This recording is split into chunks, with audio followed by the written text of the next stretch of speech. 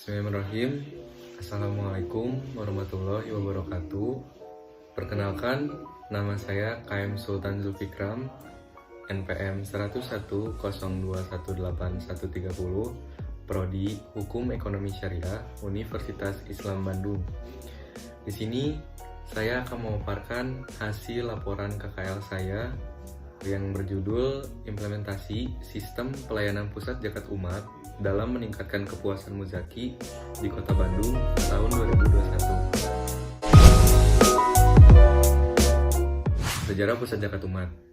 Pusat Zakat Umat atau biasa kita kenal dengan Lembaga Amil Zakat Nasional Persatuan Islam, yaitu sebuah lembaga pengelola zakat, infak, sodako yang berkhidmat untuk meningkatkan kesejahteraan umat dalam bidang pendidikan, dakwah, sosial, ekonomi, dan kesehatan. Nah, Pusat Zakat Umat ini dikukuhkan oleh pemerintah sesuai peraturan perundang-undangan, yaitu SK Menteri Agama RI nomor 552 tahun 2001. Pusat Zakat Umat didirikan pada tahun 2001 yang didukung oleh Amil Zakat Profesional dan Amanah. Pusat Zakat Umat juga menetapkan visi sebagai menjadi lembaga yang unggul dan kompetitif dalam pemberdayaan umat demi kesejahteraan umat di seluruh Indonesia. Dalam perjalanan sejarahnya, Pusat Zakat Umat ini sebagai organisasi pengelola zakat sejak waktu dibentuknya sudah berkiprah dan mengabdi untuk kepentingan umat. Nah, Pusat Zakat Umat ini merupakan sebagai institusi sosial yang keberadaannya memberi nilai manfaat bagi umat.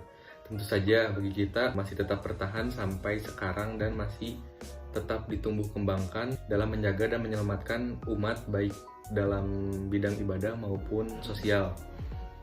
Nah, pada fase pengembangan, di tengah perkembangan dunia yang semakin modern dewasa ini, dan ditambah dengan lahirnya Undang-Undang Nomor 23 Tahun 2011 tentang Peraturan Pemerintah Nomor 14 Tahun 2014 tentang pengelolaan zakat.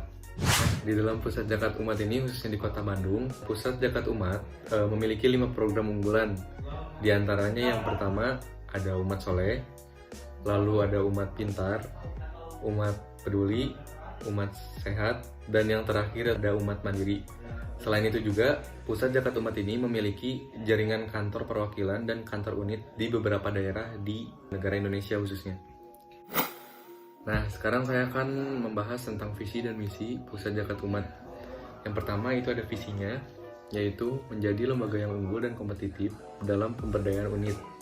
Lalu ada 3 misi dalam Pusat Zakat Umat. Di antaranya yang pertama, membentuk citra lembaga yang amanah dan transparan.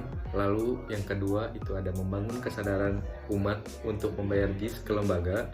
Dan yang terakhir itu melaksanakan pelayanan prima atau bisa disebut service excellent kepada mustahik, muzaki, munfik, dan mustashadi. Nah, sekarang saya akan membahas produk dan layanan Pusat Zakat Umat. Yang pertama itu ada Umat Peduli, yang mana Umat Peduli merupakan program yang fokus pada bantuan taktis sosial seperti penanggulangan bencana alam dan bencana kemanusiaan. Lalu yang kedua itu ada Umat Pintar, yang mana Umat Pintar ini merupakan program yang fokus pada bantuan pendidikan seperti pengadaan beasiswa dan lain sebagainya. Lalu yang ketiga itu ada Umat Mandiri. Umat Mandiri ini merupakan salah satu program yang fokus pada pemberdayaan ekonomi masyarakat demi membentuk wirausahawan baru. Yang keempat itu ada Umat Sehat, yang mana Umat Sehat ini merupakan program yang fokus pada bantuan pelayanan kesehatan.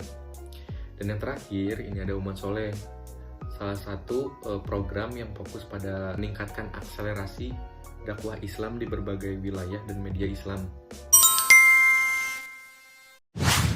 Nah, di sini saya akan menjabarkan pembahasan yang saya ambil di KKL ini tentang prosedur pelayanan mustahik. Di sini saya akan menjabarkan prosedur dan bagaimana petugas pelayanan mustahik meminta kelengkapan data administrasi mustahik. Yang pertama, itu prosedurnya petugas layanan mustahik memeriksa berkas. Setelah memeriksa berkas, mereka itu melakukan wawancara dan mengisi formulir. Formulirnya itu formulir interview. Nah, dari hasil interview itu dan dokumen administrasi mustahik diberikan kepada staf program yang bersangkutan beserta rekomendasi untuk mustahik. Lalu staf program yang bersangkutan itu menetapkan perlu tidaknya diadakan survei lapangan terhadap mustahik. Nah, yang kedua ini, jika diperlukannya survei, staf program yang bersangkutan